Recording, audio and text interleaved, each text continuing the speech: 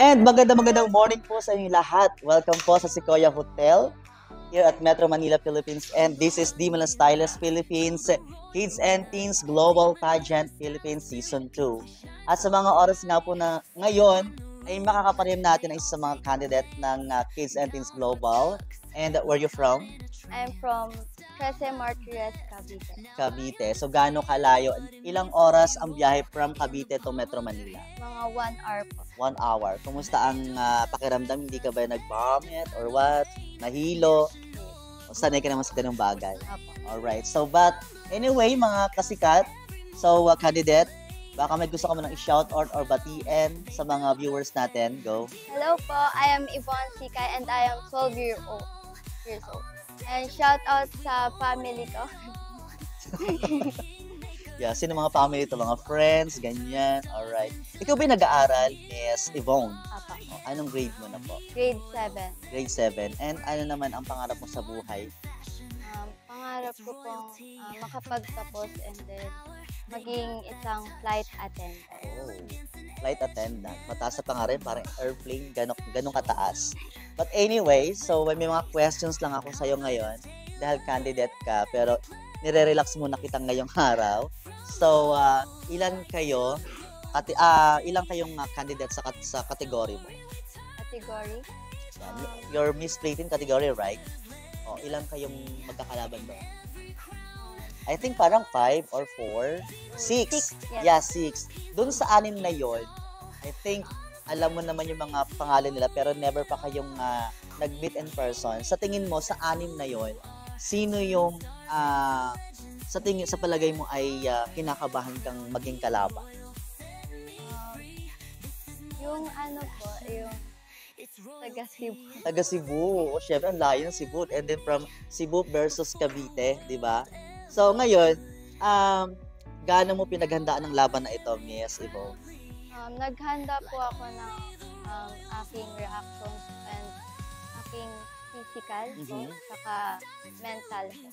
So, may mga nagtuturo sa'yo sa pag-ramp or modeling right now? May mga coaches ka sa pag-ramp? Pwede mong i-shout out. Kaya, Yung mga coach mo, handler mo right now. shout out. Okay. Mahiya yung candidate natin. But anyway, Miss Yvonne, I would like to ask one questions or two or more right now. How would you use your title to benefit others if you win this pageant? Pag nanalo po, siguro Papamigay mo ba? mag-i-inspire po ako ng ibang tao para maging katulad ko, para ma-show yung kanilang strength, yung mga unique strength ko nila. So, ilang taon kang nagsimula sa pagpa-pageant? Lumalabang ka na ba talaga sa mga pageant since you School are pageant, school pageant since when your age? grade 5, 11, I think. 11. So, this is your first time to join a pageant mismo talaga as in laban na to. Hindi na taga mapipigilan to, Miss Yvonne. So, kailangan iuwi mo ang corona sa Cavite. And be proud, Caviteños, di ba? And alam po, yung mga taga Cavite ngayon parang nililindol. Sana naman sa pagkapanalo mo, mawala ng lindol sa Cavite. Alright, next question, Ate Yvonne. What is the most significant issue your generation faces right now? Significant issue. Yeah, like climate change or like government issues or government corrupt. Ano yung kinakaharap mo sa mga oras na ito? Kung sakasakaling kayo pagbibigyan ng pagkakataon na maging isang vocal person. Siyempre po yung about sa corrupt kasi hindi lang naman po yung mga parents natin yung naapektuhan, kundi na din po yung mga anak na din. Yes. But anyway, Miss Yvonne, ano naman ang gusto mong sabihin sa mga kapwa mo candidates ngayon? Do you have any message or good luck message to the other candidates right now? Good luck.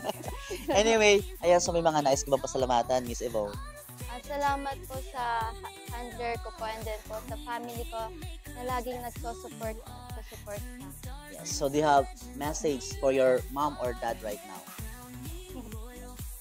May mensahe ka pa para sa kanila? Thank you po sa pag-support sa akin. And then, kahit wala po kayo dito, parang napipil ko din po yung presence niyo. Kahit wala po kayo dito. Oh, wala sila ngayon dito. Ay, ayun po yung dad ko. Ah, Pero your po yung dad. mom ko po wala po.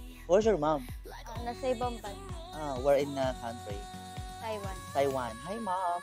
And good luck to your anak here. And what is your message to your dad right now?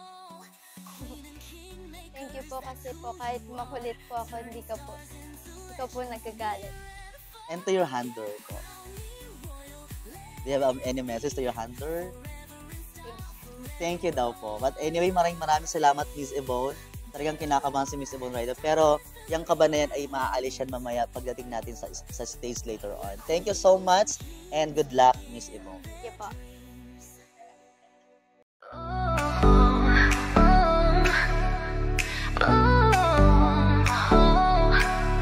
From the